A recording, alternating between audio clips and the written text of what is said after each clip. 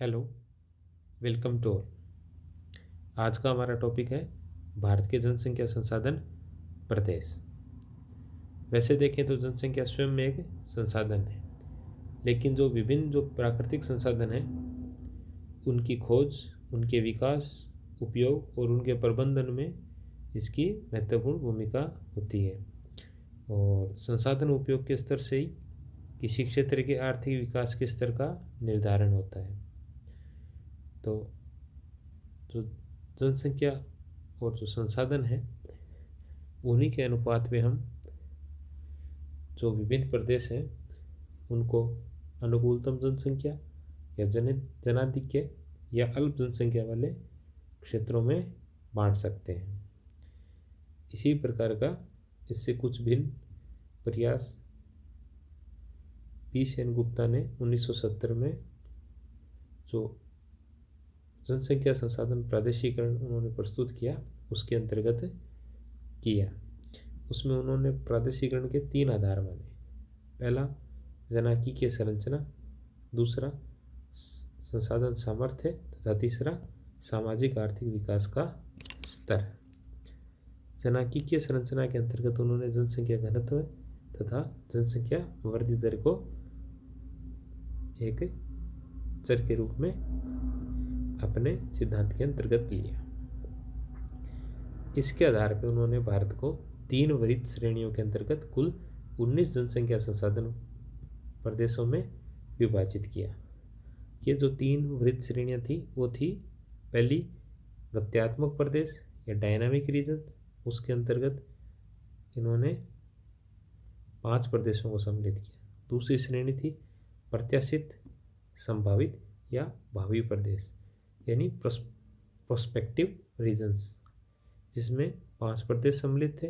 और तीसरा था समस्याग्रस्त या प्रॉब्लमेटिक रीजन्स, जिसमें 9 प्रदेश सम्मिलित थे। दिए गए मानचित्र में पी सेनगुप्ता द्वारा जो प्रस्तुत प्रादेशिकरण है उसको दर्शाया गया है। अब देखते हैं जो 3 वृत्त श्रेणियों में पहली श्रेणी जो कि है गत्यात्मक जनसंख्या संसाधन प्रदेश।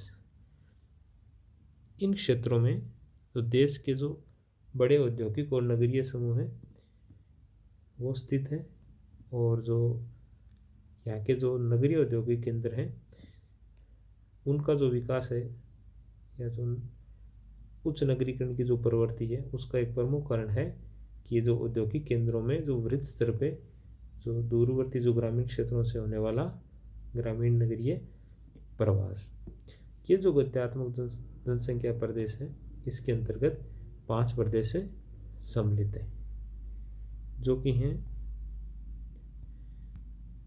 ये इस मानचित्र में इस शेड के द्वारा इनको दर्शाया गया है। पहला है यहाँ पश्चिमी बंगाल डेल्टा प्रदेश, दूसरा है दक्कन या लावा प्रदेश, तीसरा है तमिलनाडु प्रदेश, चौथा है पंजाब मैदान गंगा यमुना दोआब क्षेत्र, तथा 5वां है दक्षिणी पूर्वी कर्नाटक का पठार क्षेत्र। अब जो पहला है पश्चिम बंगाल का डेल्टा प्रदेश, इस प्रदेश में हुगली औद्योगिक प्रदेश स्थित है, जहाँ हुगली नदी के दोनों ओर अनेक औद्योगिक नगर मिलते हैं, जिसमें कोलकाता नगर प्रमुख है। और इसी से लगा हुआ एक दामोदर घाटी औद्योगिक प्रदेश भी है जिसका विकास हुआ है। इस प्रदेश के जो नगरीय केंद्र हैं उनका जो दूरवर्ती क्षेत्र है पूर्वी उत्तर प्रदेश और बिहार का क्षेत्र, वहाँ के जो ग्रामीण क्षेत्र हैं वहाँ से प्रवासित जनसंख्या का संकेंद्रण होने से इनका विकास हुआ है तथा नगरीकरण का स्तर अत्यधिक ऊंचा है। दूसरा है दक्कन प्रदेश, ये भी हुगली डेल्टा के समान ही एक उद्योग प्रधान तथा उच्च नगरीय क्षेत्र है। यहाँ देखें तो इसमें मुंबई, अहमदाबाद, सूरत, नागपुर, पुणे आदि विशाल औद्योगिक केंद्र हैं। और ये जो क्षेत्र है ये तकनीकी तथा वैज्ञानिक अगर विकास के स्तर से भी काफ़ी विकसित है और इनके अत्यधिक औद्योगिकरण तथा नगरीकरण के उस स्तर का कारण भी ग्रामीण क्षेत्र से होने वाला जनसंख्या का प्रवास है। कुछ इसी प्रकार का उदाहरण है तमिलनाडु का प्रदेश तथा चौथा पंजाब का मैदान गंगा यमुना दोआब।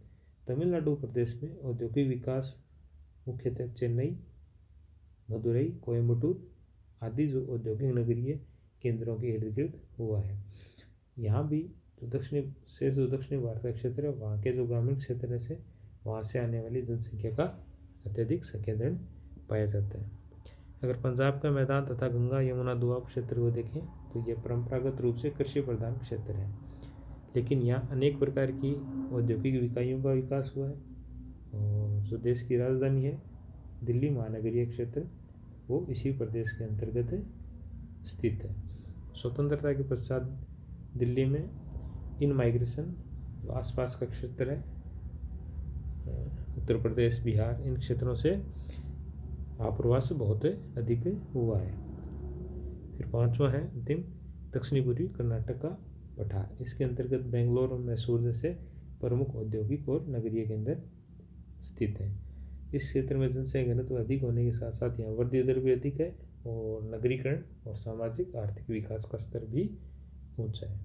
तो इस प्रकार हम देखते हैं कि जो भारत के जो गत्यात्मक जनसंख्या संसाधन प्रदेश हैं वो सभी जो प्रदेश हैं वो जो भारत के जो प्रमुख महानगर हैं मुंबई, कोलकाता, दिल्ली, चेन्नई और बेंगलोर उनके इर्द गिर्द इनका विकास हुआ है और यहाँ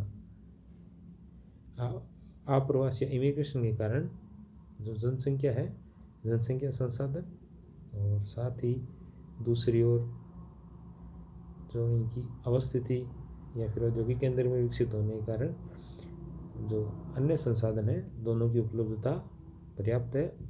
जनसंख्या और संसाधन के मध्य संतुलन है तथा साथ ही जो सामाजिक आर्थिक विकास का क्षेत्र है जो स्तर है वो भी इन क्षेत्रों में या प्रदेशों में उच्च पाया जाता है।